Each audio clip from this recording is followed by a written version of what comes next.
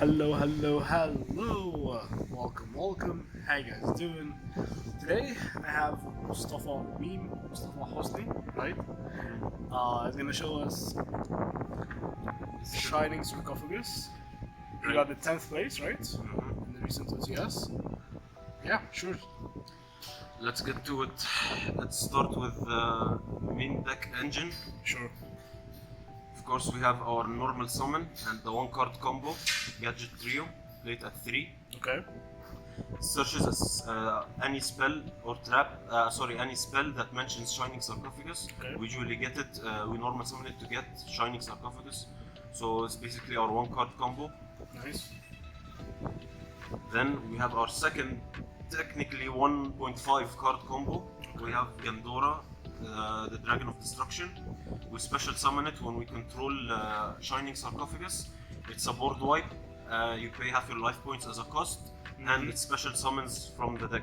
So it's the same effect as the old card, or like does it have No, anything? it's retrain of Yugimoto's enemy deck, which he used in the final battle against Atem. Yep. It's a pretty cool deck overall. It's a good rogue option Yep. for the non-meta players. Yeah, screw the meta. Next, we have our silent cards. We have 2 silent magician and 1 silent swordsman.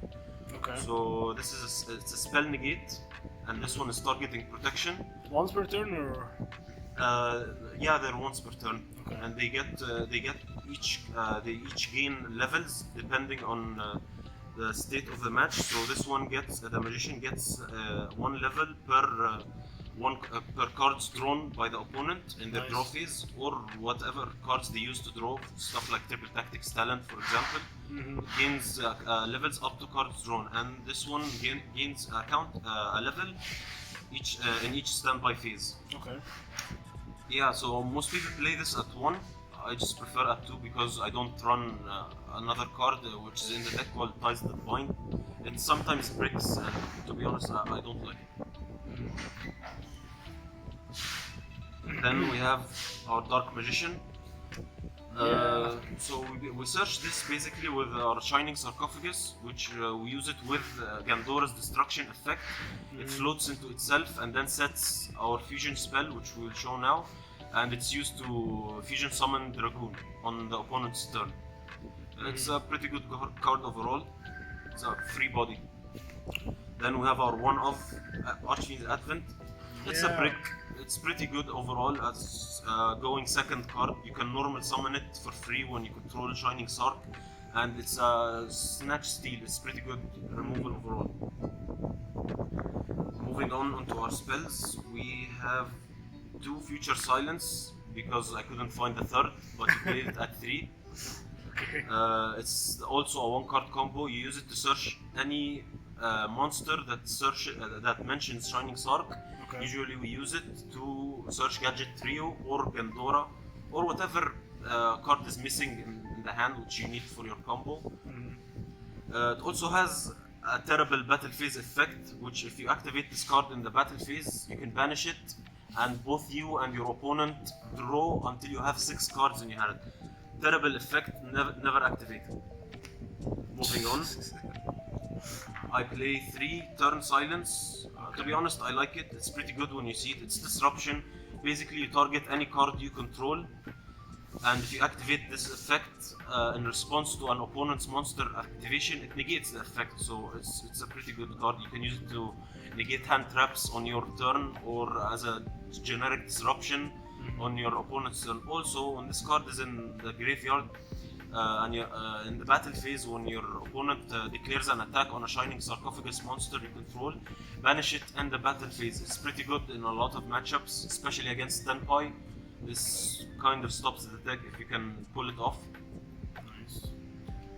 Moving on, we have our main card, the Shining Sarcophagus. Must play it at 3. It's also a 1 card combo. It's the main card, basically the whole deck revolves around it, cannot function without it. It can't be destroyed by monster effects, pretty good. Also, it's a disruption. It's pretty niche, doesn't come up often, but it's good when it does happen. So, if your opponent special summons something from the grave, discard a spell, send it back. Often I used it against Flamberge's against Promethean Princess, when they use it to resummon Flamberge Dragon, you can easily just return the Flamberge back to the graveyard, and often this denies them, denies my opponent the ability to set Masquerena in the back row. Nobody sees this card coming, by the way, just use it whenever you can. Then we have our one-off Secrets of Dark Magic. It's the fusion spell we use to summon Dragoon. Then we have our pots. We have 1 pot of Prosperity and 2 Extravagance. Why 2 Extravagance? Because I can't find 2 and 3. Play Prosperity if you have 3 copies, else just run Extravagance. You don't use the extra deck very much. It's negligible. Then we just have a small non-engine, 2 triple tactics, self-explanatory, and 3 super polymerization. Board Breaker, you can also use it to summon Dragoon if your opponent denies the Gandora destruction effect. And yeah, that's the main monsters spells. Moving on to our non-engine. Okay. We have 3 infinite impermanence, also self-explanatory. Then 3 Ash Blossoms, same thing. Then we have one of our best win conditions, 3 Dimension Shifters. Best card. I hope it doesn't get hit in the ban list. I hope it does. No. Best card is a win condition, obviously. Against most meta decks, they cannot play through this. And yeah, Dimension Shifter is great. No, it's not. Then we have 3 Ghost Mourner. So the reason I use this is because obviously I'd prefer to run Droll and Lockbird or Effect Veiler, but obviously they conflict with Dimension Shifter. So this is just it's the best of both worlds. Just run Shifter and also have a special summon negate. Okay. You can substitute this for Winter Cherries, the hand trap. It's pretty good if you have the expensive extra deck stuff. Like I didn't run it because I don't have stuff like Phantom of Yubel and the Fiendsmith stuff. So if you do have those cards, just run Winter Cherries. It's better. Okay. Deny your opponent their extra deck resources. And finally, just top it off with 2 Nibiru. Self-explanatory. And that's it for our main deck. 42 cards. It's pretty good. The deck bricks often, but it's manageable. With 42 still brick? Yeah. The deck relies on having our Shining Sarcophagus on the field, so if you're unable to get it in your hand or on field, most of your monsters aren't even able to be summoned. So moving on to our extra deck. So the extra deck it's very like up to the player, to be honest. You don't use it much. But since I use super polymerization, there are obviously the super poly cards. Targets, yeah. Yeah. So let's start with those first. First of all, we have Dragoon. Of course. You should probably run this at 2, to be honest. But at 1 is also it's still pretty good. Okay. Then we have our super poly targets. 2 Mud Dragon, 2 Garura, 1 Starving Venom Fusion, and 1 Stapelia. The reason these are at 2 is because just for the pot cards, just no other reason. You can just easily substitute them. Up to you. If Prosperity doesn't get hit, I think you should have Prosperity more since you don't. Yeah, obviously you should have a pot of Extravagance and Prosperity are just basically almost the same thing in this deck, but Prosperity is obviously superior because you can just search instead of just drawing random 2 cards. Yep. That's it for our fusions. We have 1 Xyz monster, which is Abyss Dweller. You can make this pretty easily. It's just if your plays get stopped and you have 2 level 4 monsters on the field, just make Abyss Dweller. It's pretty good in this format. Deny your opponent using the graveyard. Okay. Moving on to our links, we have the usual IP Masquerena, Nightmare Phoenix, and Nightmare Unicorn, the Masquerena Nightmare package. Bounce a card, spell trap removal, and yeah, Masquerena, which enables them, enables Unicorn. Moving on, we have 1 the Dark Charmer, pretty good card, obviously. You can also run Lina, the Light Charmer, but I prefer to just have this one. Yep. Then we have Donner, Dagger for Hire. It's pretty easy to make. It's It's very easy to make it, and it's just easy monster removal. If you need to clear something off the field, if you have 2 monsters, just make this, pop a card and move on. We have our Underworld Goddess, comes up here and there, but it's better to have it than and not need it than need it and not have it. And finally we have our Blackluster Soldier. So this comes up pretty much. It came up often, to be honest. It's pretty good. It's a beat stick. It has pretty good effects in the battle phase 2. Non-targeting banish. And it's almost thematic to the deck, since Blackluster is a monster that Yugi uses. And that's our extra deck. Moving on to our side. Standard 2 Lightning Storm. Okay. Removal and 1 Heartbeat Feather Duster package. Self-explanatory. Then we have 3 D Barrier. To be honest, this is pretty good. I've won a lot of games using just this card, just by drawing it. Especially against matchups like Tenpai, this just kind of easily stops them. A lot of people have been using stuff like White Forest. Also, this the Joshua Schmidt fanboys love White Forest Runic. This is a pretty good card to have. Moving on, we have 1 anti-spell, because Floodgates are awesome. We love Floodgates. Unlimited, it's a pretty good card. We heckin' love Floodgates. 1 evenly matched, because just 1? Couldn't find the other 2. We have 3 Cosmic Cyclone. Also back row removal, back row hate. We hate back row. We love Floodgates, we hate back row. Wow. Irony isn't lost on me. We have 2 more Marshmallow. Wait, what? So I've only used this against Tenpai, so if my opponent isn't playing it, to be honest, I've never really sided this, to be honest, but it's still also pretty good to have. So its effect is, you on your opponent's turn, quick effect, special summon it. So your opponent can't destroy it by battle. It forces your opponent to attack it, and if it's somehow destroyed, it summons from the hand or deck or graveyard another copy, and it burns your opponent for 1000 life points damage. So pretty good time win condition. Nice. And we have finally our Stronghold of the Hidden Fortress and the Dark Magic Mirror Force. So you set this with the Dark Magician's effect. It's just Mirror Force and also burns your opponent for each card that gets destroyed. Nice. And Stronghold, this is a pretty good card. When Gadget Trio gets destroyed by Gandora's effect, he sets this card. You can summon this card just on your opponent's turn. It becomes a huge beat stick, and in the battle phase, just pop 1 card they control. It's pretty good side deck card, to be honest. And yeah, that's it for our main extra and side deck. Yeah, pretty good deck. It's not bad at all. I wish I'd get more support for it. I'm hoping so. Just another searcher would be great, to be honest. Do you wanna shout out anyone? Shout out anyone. Shout out Muhammad Amr. He came in 2nd place. I sponsored him and he won our lovely playmat. yeah, that's it. Shout out Muhammad Amr. Okay, thank you so much. And thank you guys for watching.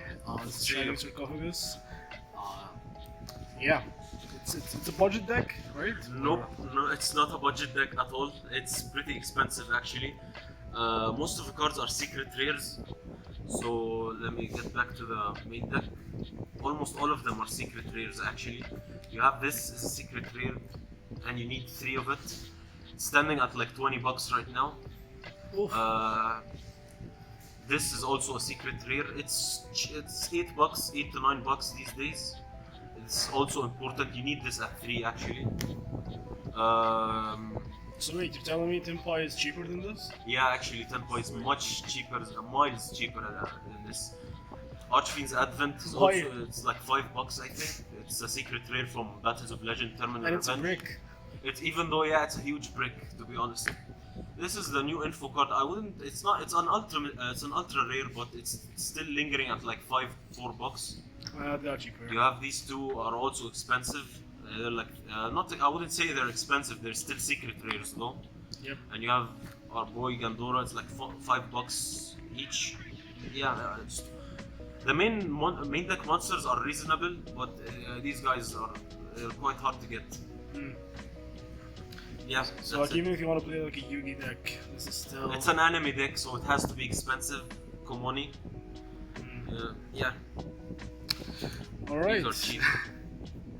So yeah, you still can't play Dark Magician. This doesn't seem to be like too competitive. Like, where would you rank this? And like, It's a fun rogue deck, to be honest. Like, I would definitely not compare it to something like Snake Eyes or Yubel. But it has a decent chance if it gets going, you know. So we're hoping on the ban list, ban Flamberge, limit Phantom of Yubel, stuff. You know, might as well ban the Fiendsmith. No. Honestly, just ban Moon of the Closed Heaven. Just, enable Moon of the Closed Heaven just enables Fiendsmith to go in almost any deck, so just ban that. And yeah, that's pretty much it. It has a good chance going. It's pretty good going first. It was a going second deck with an OTK gimmick. So now, because of the Dark Magician, you can actually have a reasonable board. So let me just show you the combo real quick. So usually, if you have an ideal hand, you want Shining Sark in your hand. You want this guy, and maybe this, and yeah. Even though this is a one-card combo, you want to see these cards in your hands. So if you just quickly do it. so Assume. would it be better to play 3 Dark Magician or only 1? Actually, 1 is more than enough, but I like 2 because, as I said, I like to see it in my hand rather than search it. Okay. Like I said, the deck needs another searcher. So let's start just by if we assume we have Shining Sark in our hand. And Maybe they can delete Future the Dark Silence. Magician because the bring the Dark Magician back. Dark Magician? Yep. Here you go. This is not the typical Dark Magician that we have, like, you know, with Yu-Gi-Oh. It's a Dark Magician retrain, it has an effect. Yeah, It it's the becomes one- Dark Magician on the field. Yeah, this is Dark Magician in the Infinite Forbidden set. with what's his name, the Dark Knight, the fusion with Timaeus. So maybe they can release another Dark Magician girl, the same one fused with Timaeus. That could work in this This is deck. basically Yugi's Dark Magician. That's more Yugi. Yeah. No TM Yugi. So they can make another Dark Magician girl like this Yeah, one. it's probably you see something. So yeah, there is hope. In my opinion, this is like the ideal hand, having these 4 cards and maybe a turn silence to just stop any potential hand trap your opponent might throw at you. So if we just start off by this, we can just let's get just Gadget Trio for fun. Normal summon Gadget Trio. Obviously, you just always search Shining Sark, but if you have it in hand, search any other card. Perhaps another copy for follow-up, or Future Silence, or Turn Silence, or the other card, Ties That Bind, which I don't have. You don't need it, but it's good to have, to be honest. So just activate Shining Sark. Effect of Shining Sark, it searches any card that mentions Shining Sarcophagus. Usually you search Gandora or Future Silence. So we're gonna use Future Silence right now to search the Dark Magician. We're gonna get him. So we're gonna special summon by effect because we control Shining Sark. We're gonna special summon the Dark Magician. Then we're gonna special summon our Gandora. Then we're gonna use his effect. His effect is pretty nasty against people who play around the time because you pay half your life points as a cost. Yep. So it's a board wipe also for going second. It's a pretty good mass removal. Just remove the whole. He wipes everything, Board, even yeah. your cores too, right? Yeah, and our Shining Sarcophagus stays because it's unaffected by can't be destroyed by monster effects. So it destroys these 2. Then on a chain, this floats into itself and sets the fusion spell. Where did it go? Here. And Gandora's effect summons. Usually we just summon the Silent Magician 0 for the spell negate. And obviously you set this. It's a monster negate, so use it as a disruption on your opponent's turn. And then the draw phase of your opponent's turn, use this to fusion Dragoon. summon into Dragoon. Yep. So it's not a bad board at all. You have It's a spell pretty good. negate, Yeah, you haven't get an Omni negate, and a monster negate. And if this comes up, it's also a disruption. Just return a monster that was summoned from the graveyard. And if your hand is amazing, just have this on the field for protection. This is like budget Dragon Master Magia. I wouldn't describe it as that, but yeah.